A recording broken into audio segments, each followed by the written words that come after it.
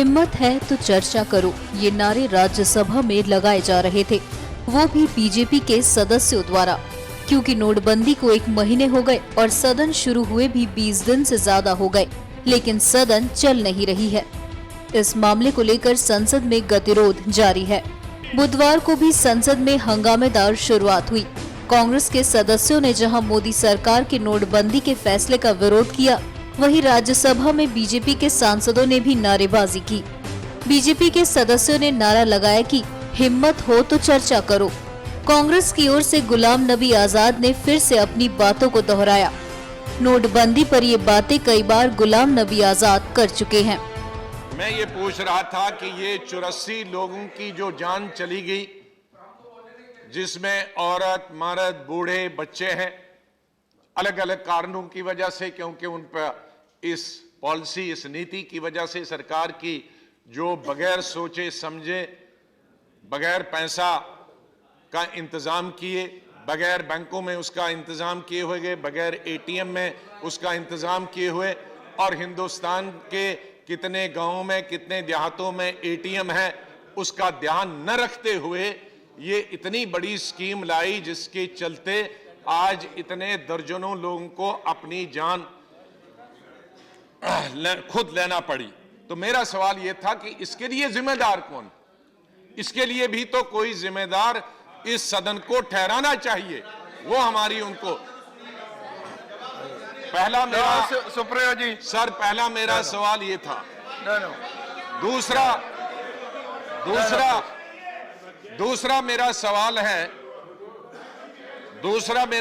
है कि revenue secretary government of India ने कहा कि हमारा जितना भी पैसा है वो करेंसी सब वापस आएगी। अब सब वापस आएगी तो ब्लैक मनी कहां?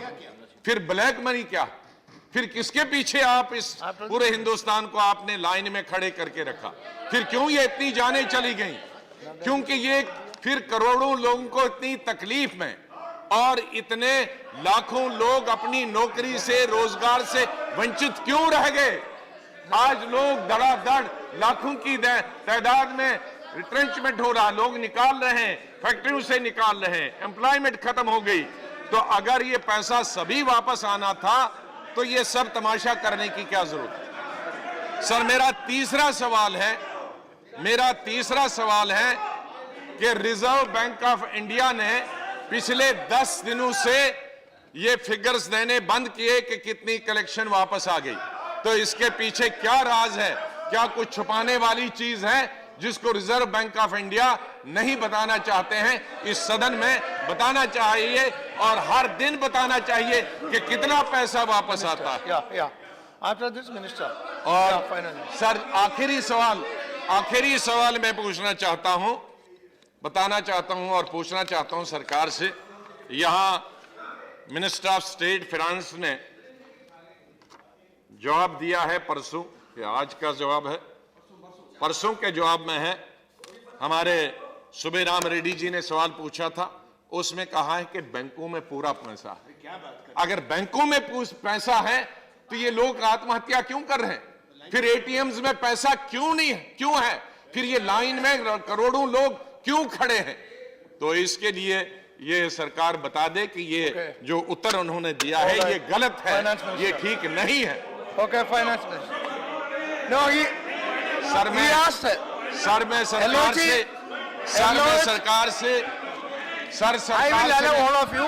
हम सरकार से ये पूछना चाहते हैं, ये जज्बाती स्टेटमेंट देकर लोगों के जज्बात से खिलवाड़ मत करें, और गरीब और मध्यम दर्जे के जो लोग हैं उनके बीच में दीवारें कायम न करें और उनके बीच में जंग न करें।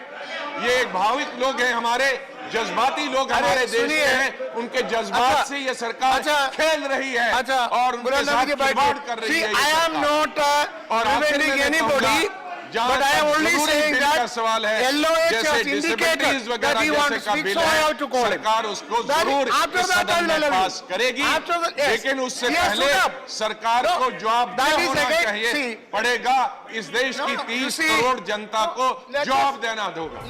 केंद्रीय वित्त मंत्रालय अरुण जेटली ने विपक्ष पर करारा हमला करते हुए कहा कि इससे साफ दिख रहा है कि विपक्ष चर्चा से भागना चाहता है और बिना किसी कारण के संसद की कार्यवाही में बाधा डाल रहा है। जेटली यही नहीं रुके और कहा कि मीडिया में कवरेज के लिए विपक्ष कार्यवाही में बाधा डाल रहा है। जिस दिन ये सत्र आरंभ हुआ था तो विपक्ष की ओर से एक प्रस्तावना आई थी कि इस विषय के ऊपर चर्चा की जाए। सरकार ने 1 मिनट भी उसकी प्रतीक्षा नहीं की और उसी वक्त हम चर्चा के लिए तैयार हुए।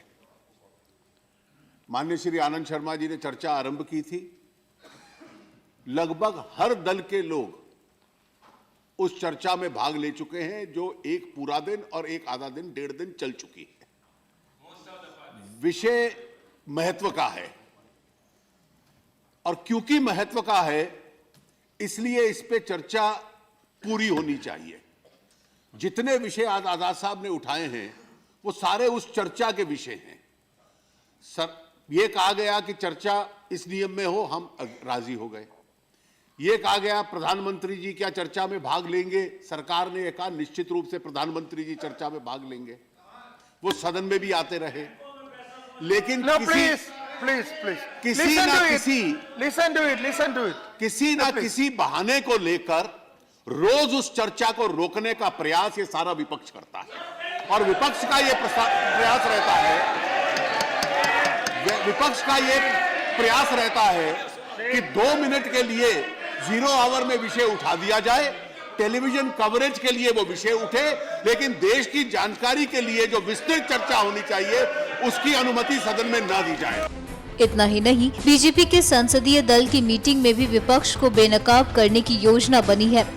इस मुद्दे पर मोदी ने कहा है कि बीजेपी सांसद विपक्षियों की विरोधी नीति को जनता तक पहुंचाए।